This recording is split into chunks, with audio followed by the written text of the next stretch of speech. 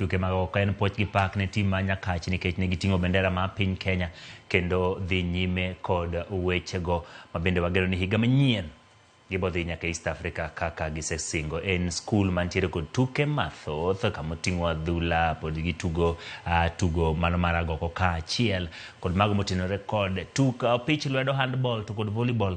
Pod wan gi thuolo mabiro kelo sigana moko motenore kod skul nyiri mar Nyakach. Chaka nosingo ni dichi ma kawuono ne wago mbaka e weche mag chal mar tuke pacho kaendi, kendo no asingo ni wantiere kod welo mopogore opogore. Nan gi wendo mokwongo mano twak godo e kidieny mokwongo, wantiere kod wendo mar ariyo mabiro twak godo e kidieny mar ariyo ahinya to weche mag tayo adhula e pacho ka, kendo wago mbaka ahinya to koro sani kidieny mar Wakeini nikech Wakeini bende tugo opira e pacho kaendi, kendo wantiere kod lig ma Wakeini, wantiere kod skunde matugo adhula e pacho kaendi. Gie sani piny Kenya ntiere kod thuolo mar tugo World Cup e tielo mokwongo nyithindo ma hikgi okoinga 17, kendo wan gi geno ni kochakre juma manyien kwachako gi England to tim mar jotugo ma hikgi okoinga 17 biro goyo tim mar England. Antiere kod wendo kendo kaka pile omiyo ga wendo thuolo mondo mi oyangre ni to nyinge ng'a, owuok kanye, aito obiro nyisowa ni pinje maoko nikech pacho ka to sani ji manyo kombe, koro kang'no wacho ni tim mane moluwo pinje maoko opako tim mane machiegni fwenya yacho ni nyalo nyisri kata mana yangori ne nyikwara Mogaja. Erokamano. Nyinga iluongo ni Charity Wang'oma. To bende idenda ni Mama Diof. Mama Diof ni ema ji ong'eyo ahinya, lakini kamiyi kitambulisho tiguedo ka nyinga Charity Wang'oma.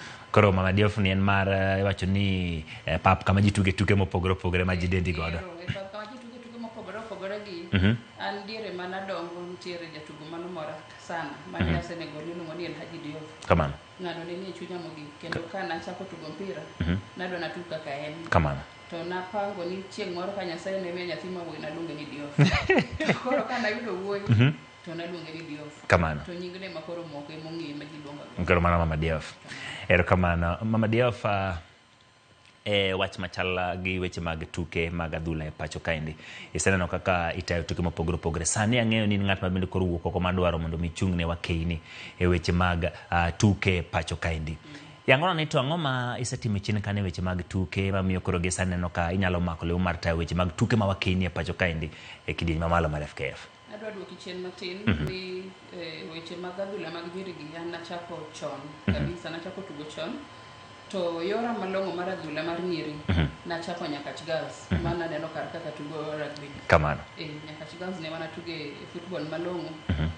Coaches ga notang'ona ni an gi talent maber, ma notiega mopiega mabedo malong'o. Koro kana kanyo nachaka tuge e university. Kar kanyo no kaya tuge university ta tuge clubs matin, then kaka wan joma nyiri ok tug mang'eny. Kamano. Kituga ahinya to mama gichako penjo ni to ikelonwa ng'ato karang'o. Koyo benda dwaro. Koro kana wacho ni wach mar nyikwayo gi richo chako biro, to wacho ni sawa karawe awe tugo. To kana we tugo ok nacho ni kora watugo ni mondo abed ni kora timo gik moko mopogore. Nacho ni koro kaweyo tugo tang'o kendo manyalo temo kara timo ma pod luor gi weche mag tuke. Kamano. To mane kaka nachako academy miluongo ni Bondeni Youth Academy. Kamano. Den ana club ma nyithindo matindo mapuonjore mipuonjo football, develop nature talent gi. Kamano. Ka bang' kanyo to wacho ni kara koro ntiere leagues ma ituge e Kenya ka kara we akaw nyithindo gi be akete e leagues mondo gibe gitugi. Kamano. Koro kipenjo gik masetimo apart from tugo, an awuon kaka ng'ama jatugo, antiere gi club miluongo ni Bondeni Football Club, otugo Division 2 Western Zone mano yo wasidgishi kocha. Yena wachne joreno ni Bondeni Football Club atugo godo higni moko ariyo adek chien kanyo, higni moko ging'e. Kamano. Ka ntiere gwenge mag Eldoret kana go mpira ni club moro miluongo ni Majirani Football Club. Football mamita ahinya. Kabisa. Dange ni chieng' moro kata kiwe tugo to koro idonje wach tuke podi. Kamano. Mano koro gima timo sani. Koro apart from Bondeni Football Club antiere gi nyiri. Nyiri be tugo league iluongo ni Spodek Starlets. Gibe gitugo league mar Regional League Upper Rift kocha. Kamano. Koro antie gi youth, antie gi nyiri, antiere gi yowuoyi. Kamano. To Uasin Gishu kocha chande bende achung' ne tuke mag nyiri. Achung' ne tuke mag nyiri, aseran Uasin Gishu County Women League. Ka wayo mano to asechung' kendo asebedo coordinator mar Upper Rift Women Regional League makelo timbe moa Turkana, West Pokot, Trans Nzoia, Uasin Gishu, Nandi, Elgeyo Marakwet. Kamano. Kora se kao timbe kama keto pamoja, kendo koro sani nyiri goyo likacha motimo ko. Mano sinyiso kaka ing'at mabendo yoro weche mag adhula. Adhula mar nyiri. Kara wakini gie sani chalo nade e pacho kan nikech koro wacho ni ng'at mosemako kuonde machal kamano. Bende rang'iny miparo ni oromo go koso nitie gimoro monego timie mondo atem ting'e malo. Adhula mar nyiri dongo e yo makare, lakini pok ochopo kama onego bed ni wachope. King'iyo talent ma nyithindo ma nyiri nitiere godo e pacho ka, nitiere kuma onego bed ni wachope ma pok wachope. Onego bed ni watiege mana matin tu. Odong' mana matin ma kwa atima ma bende onego bed ni wasetimo chon to tamore timore. Kama tin no ka wanyalo timo. Weri gi mar ni under 17 dhie World Cup ni. Kamano. Kama kwa atima matin modong' ni. To kata mana stadiums bro pong kiwinjo ni nyiri tugo kaka kiny koro nyiri tugo dini ruara kaka to pak go pong makata kama ng'ato bede onge odong' mana matin tu. Kamano. Gie sani weche mag tuke mag nyiri masani wacho ni kelo mor e pacho nikech oganda jo Kenya tirito ni wadogo World Cup mokwongo kendo tugo mokwongo en Kenya gi England. Mang'e ni jo piny Kenya rito ni to kaka wasetugo ma friendly mosetugo ma koni gi kocha waseno koydo loch pokogo kata chiel. Nyithindo manyire gi king'iyo koro talanta kaka inisejiwo kuoke ka biro piny ka biro malo. Bende gin gi wacho ni future mabiro miyo piny Kenya koro donjo Harambee Starlets tugo makare. Nyithindo gin gi future ma very bright kopo ni waketo gi dong kaka gin no. Iluongo ni kwaketo team no ka waweyo team no bedo intact kaka en no. Kamano. Nikech nyithindo ka gin nyithindo mano bedo identified dire talanta hela kota pok ichoko talanta hela dire Kenya Secondary School Sports Association no gibedo identified ne gibedo spotted dire school games okel gi kamora achiel dire talanta hela ma gimakore ma ging'eyore ng'ani ong'e wadgi nyithindo gi kodhi motugo World Cup ni kaka gin ni ma gichak giduogo mowakano gi akana gibeda ni en team no maonge gimoro ni mule ni kia ng'ato gol ng'ato kia no team nade team no gi theko mapek mbele ka. In gi lek mane weche mag tuke mag adhula mag wakeny nikech isetime e regions mopogore opogore. Sani koro kama ibire idwa chung' ne weche mag adhula mag wakeny e Kenya mangima. In gi lek mane ne weche mag adhula mag joma nyiri? Bedo ka telo ne tuke mag nyiri gi e Uasin Gishu gi Upper Rift region to kata kinde ma sebedo kan kuchocho asebedo ka reach out to regions te mane Kenya ka Mombasa ka gik moko timore tiluonga Mama Diof wadwaro kama watimna Kitui asedhi ko bed Kisumu onge kuma koka chope kata Nairobi kar ka setime events to koro en kwayo mar jopiny ni Mama Diof itimo kocha chawane no kaka timore lakini wantiere gi kamoro moremo loka. Kamano. Wakwayo ni mondo koro iwuog kocha. Kendo gikwayo jo Upper Rift gi jo Uasin Gishu ni mondo koro migi e thuolo makende. Gidhira mondo achope maloka mondo atime tich moro gine kopo ni donge dhibedo pogruok nikech kaka tich matimo wuoyo iluongo kizungu wacho ni speaks for itself. Kamano. Akiani ma tiluongo nago nenre lela. Nenore mana kende. Kamano. Koro gacho ni tich gi neno na romo godo nikech nitiere jok mosebedo ka tayo tijni mosebedo kok tayo makare koro gikwaya ni mondo akawe thuolo ni makende the election musani ni mondo atime tich miluongo ni bedo NEC member women. Kamano. Koro wach mabedo NEC member women e Kenya ka igono ombulu gi joma chal nadi gi joma wuok kanye mabiro biro ni koro biro luto ombulu ne Mama Diof mondo bed jatend wakeny tuke pacho ka. Kamano. Bedo NEC member Kenya kar ka igoyo na kura gi ji 94 ji 94 gi wantiere gi 18 Premier League clubs koting'o Gor Mahia giri kadhi piny nyaka Sofapaka. Kamano. Koro 18 Premier League clubs gi goyo kura ne NEC member. Kamano. 10 NSL timbe 10 mokwongo table standing goyo kura. Alafu division 1 wan gi zones 2. Ntiere zone A gi zone B. Top 5 each and every zone goyo kura. Kamano. Then wantiere gi Women Premier League. Women Premier League wach mang nachaka wuo bang'e ni kendo imanyo Women NEC member to Women Premier League gocho mana jedi. Jedi. Kamano. Alafu wantiere gi Women Division 1 mane kaka constitution ne wache ni women division 1 mano kapok no obedo introduced women NSL.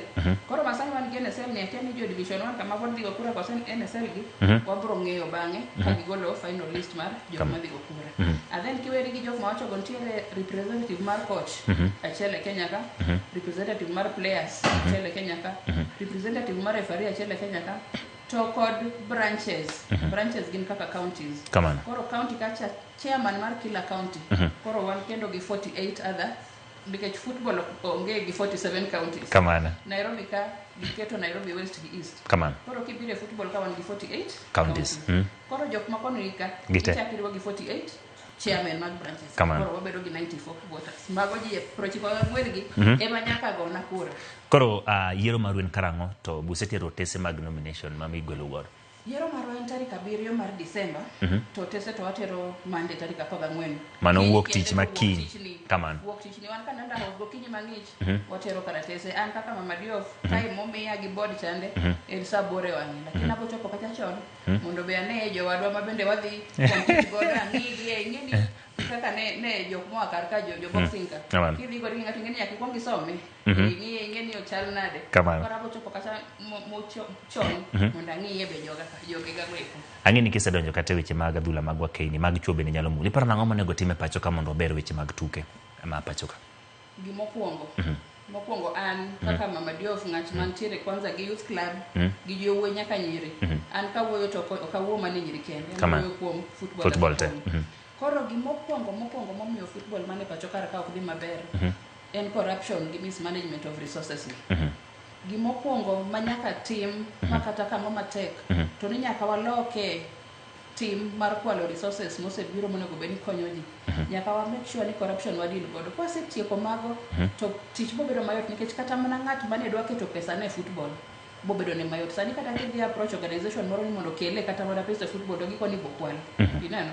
Koro gimokwongo manyaka watim nyaka wa make sure ni wakao leaders ma integrity gi ni malo jok ma poko mien gi chilo mag kuo ma poko mien gi gik moko maricho makata diera ka investors odhi ng'iyo both local gi international investors to non adiera jok ma koro ketgi magi to jok maler jok manyalo tiyo ma koro pesa ginyalo chako kelo mondo kata kok pesa kende kata mana other resources yudo ni kata mana betting companies gi yudo ka diere moro betika okelo mpiche elufe mondo pog timbe to jok momigi to koro uso kendo koro ken mana pesa kende kata resources bende equipment ngato kelo equipment ngato kelo uniform to koro kendo wan waloko godo hali Mama Diof ano ka thuolo mo wantiero ng'adowa kendo director ajin thuolo ng'adowa adwa ni dakika achiel kata achiel gi nus nyiswa gimikele pogruok e weche mag adhula e pacho ka ang'eno boy ko chieng' moro machielo mondo wagomba kama ng'eny e weche mag adhula.